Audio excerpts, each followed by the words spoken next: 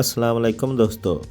Los Angeles, جسے فرشتوں کا شہر بھی کہا جاتا ہے، ایک ایسا شہر ہے جو اپنے بے پناہ خوبصورتی، شاندار ساحلوں، شوبز کی دنیا، جدید طرز زندگی اور معاشی ترقی کی وجہ سے دنیا بھر میں مشہور ہے۔ لاس اینجلس، جو کبھی فحاشی، عریانی اور یہودیوں کے حمایتیوں کا اڈا ہوا کرتا تھا، لیکن اب یہ شہر آگ سے جل کر راکھ کا ڈھیر بن چکا ہے۔ لاس اینجلس جنوبی مشرقی ایشیا کا ایک ایسا علاقہ ہے جو ویتنام، لاؤس اور کمبوڈیا کی سرحدوں پر واقع ہے۔ یہ علاقہ اپنے گھنے جنگلات، پہاڑی سلسلوں اور دریاؤں کی وجہ سے مشہور ہے۔ تاریخی طور پر یہ خطہ ہمیشہ سے ہی ایک اہم تجارتی اور فوجی راستہ رہا ہے، لیکن اس کی اصل شہرت ویتنام جنگ کے دوران ہوئی، جب یہ علاقہ ویت کانگ کے گوریلا جنگجوؤں کے لیے ایک محفوظ پناہ گاہ بن گیا۔ یہ براعظم امریکہ کی اسٹیٹ کیلیفورنیا کا سب سے خوبصورت اور آزاد شہر ہے۔ اس شہر کو پیار سے سٹی آف اینجلز یا لینڈ آف سٹارز بھی کہا جاتا ہے۔ ناظرین، یہ شہر ٹوٹل 1290 مربع کلومیٹر پر پھیلا ہوا ہے اور اس شہر کی کل آبادی 38 لاکھ لوگوں پر مشتمل ہے، لیکن موجودہ وقت میں شہر تقریباً خالی ہو چکا ہے۔ اس آبادی میں کرسچن، یہودی، بدھزم، مسلمان اور کئی دوسرے مذہبوں کے لوگ آباد ہیں۔ یہاں کا آفیشل مذہب عیسائی ہے، مگر بدھ مت بھی یہاں بہت بڑی تعداد میں موجود ہیں۔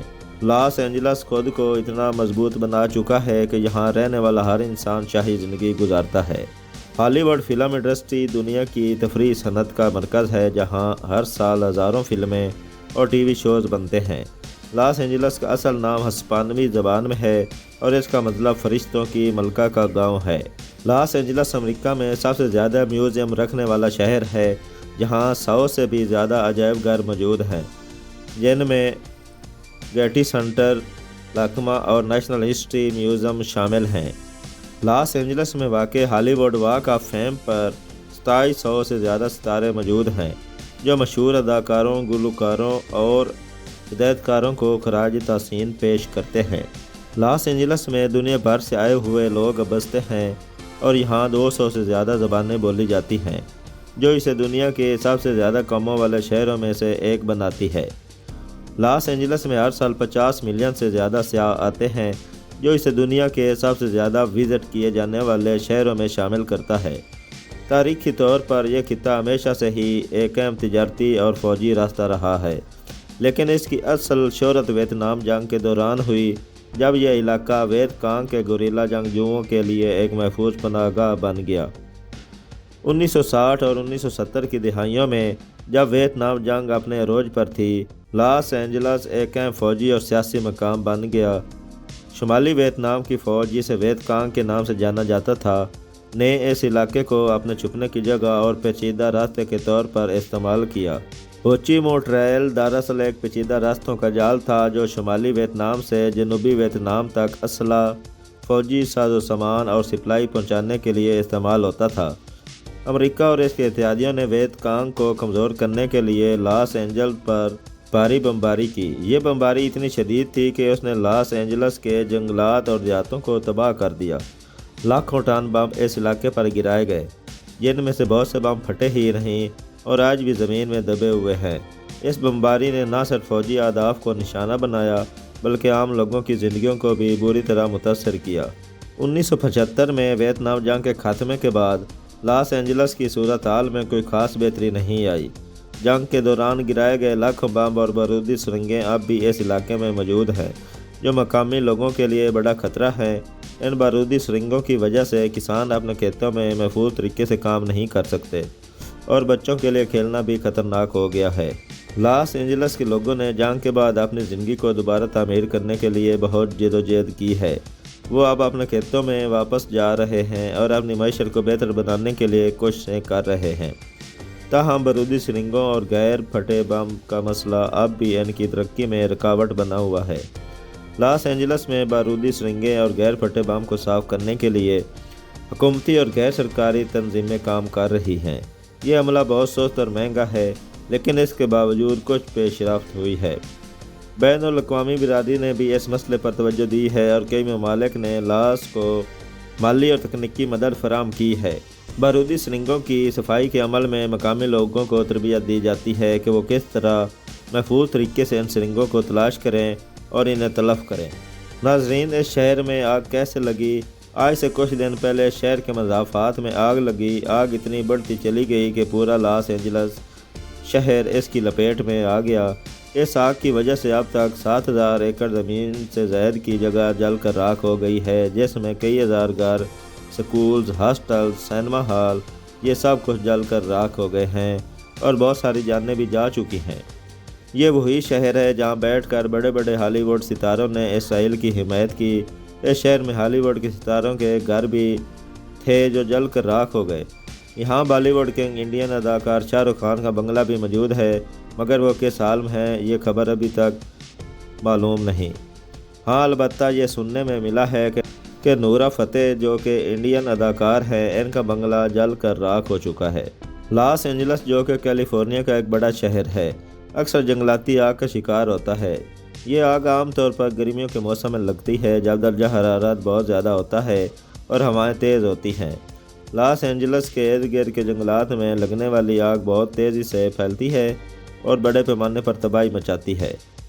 یہ آگ نہ صرف جنگلات کو جلا دیتی ہے بلکہ قریبی رہائشی علاقوں کو بھی خطرے میں ڈال دیتی ہے۔ لوگوں کو اپنے گھروں سے محفوظ مقامات پر منتقل ہونا پڑتا ہے اور کئی بار ان کے گھر اور املاک بھی جل کر راکھ ہو جاتی ہیں۔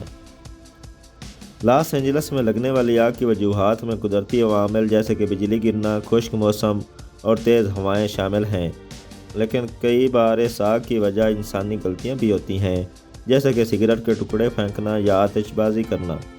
حالیہ برسوں میں موسمیاتی تبدیلیوں کی وجہ سے لاس اینجلس میں آگ کا خطرہ اور بڑھ گیا ہے۔ گرمیوں کا موسم زیادہ طویل اور شدید ہو گیا ہے، جس کی وجہ سے جنگلات میں آگ لگنے کے امکانات بڑھ گئے ہیں۔ لاس اینجلس کی حکومت اور فائر فائٹر ان آگ کو کنٹرول کرنے کے لیے بہت محنت کرتے ہیں۔ وہ جدید ٹیکنالوجی اور وسائل کا استعمال کرتے ہوئے آگ کو بجھانے کی کوشش کرتے ہیں، لیکن کئی بار آگ اتنی شدید ہوتی ہے کہ اسے کنٹرول کرنا بہت مشکل ہو جاتا ہے۔ اس کے علاوہ لوگوں کو آگ سے بچانے کے لیے آگاہی مہمات بھی چلائی جاتی ہیں تاکہ وہ آگ لگنے کے خطرات کو کم کر سکیں۔ یہ شہر ہالی ووڈ سٹارز کا گھر ہے، جہاں ایک پہاڑی پر ہالی ووڈ کا بہت بڑا سائن بھی موجود ہے جو شہر سے صاف دکھائی دیتا ہے۔ یہ سائن اتنا بڑا ہے کہ کئی کلومیٹر دور آسمان سے بھی صاف نظر آتا ہے۔ یہاں سالانہ بے شمار فلمیں فلمائی جاتی ہیں۔ دنیا کا پہلا اور اصل ڈزنی لینڈ 1955 میں لاس اینجلس کے قریب بنایا گیا تھا، جو آج بھی سیاحوں کی توجہ کا سب سے بڑا مرکز ہے۔ میک ڈونلڈ جیسی کئی مشہور فاسٹ فوڈ کی بنیاد لاس اینجلس میں رکھی گئی تھی اور آج بھی یہاں ہر بلاک پر فاسٹ فوڈ ریسٹوران مل سکتے ہیں۔ لاس اینجلس میں کوئی قدرتی دریا تو نہیں بہتا اور شہر کی پانی کی ضروریات زیادہ تر دوسرے علاقوں سے پوری کی جاتی ہیں۔ لاس اینجلس ایک زلزلہ زدہ علاقہ ہے کیونکہ یہ کئی فالٹ لائنز پر واقع ہے اور یہاں ہر سال چھوٹے بڑے زلزلے آتے رہتے ہیں۔ لاس اینجلس شہر کی حکومت تقریباً 4 ملین لوگوں کے لیے سروسز فراہم کرتی ہے، جو کہ کئی ممالک کی کل آبادی سے زیادہ ہے۔ لاس اینجلس کے قانون میں یہ شامل ہے کہ ایک ہی گھر کے 2 بچے ماں باپ سوئمنگ پول میں ایک ساتھ نہیں نہلا سکتے۔ یہ قانون گھر کے افراد کی حفاظت کو مد نظر رکھتے ہوئے بنایا گیا ہے۔ خدا نخواستہ اگر نقصان ہو تو ایک بچے کو ہو، دونوں کو نہیں۔ اگر آپ نے ایسا کیا تو آپ کو جیل بھی جانا پڑ سکتا ہے۔ لاس اینجلس میں دنیا کی مہنگی سے مہنگی شراب بآسانی مل جاتی ہے۔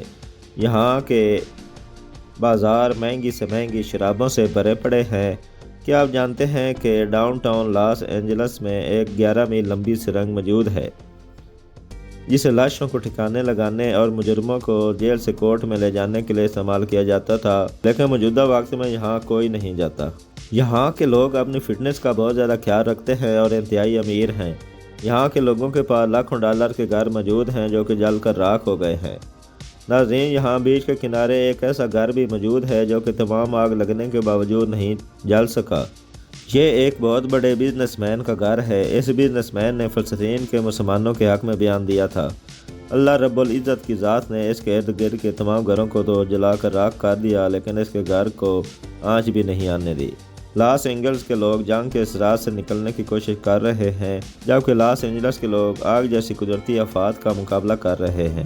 تو دوستو، اگر آپ کو یہ ویڈیو پسند آئی ہو تو اسے لائک کر دیں اور اپنے دوستوں کے ساتھ شیئر کر دیں۔ ہمارے چینل کو سبسکرائب کرنا نہ بھولیں تاکہ آپ ایسی ہی معلوماتی ویڈیو سے جڑے رہیں۔ اللہ حافظ۔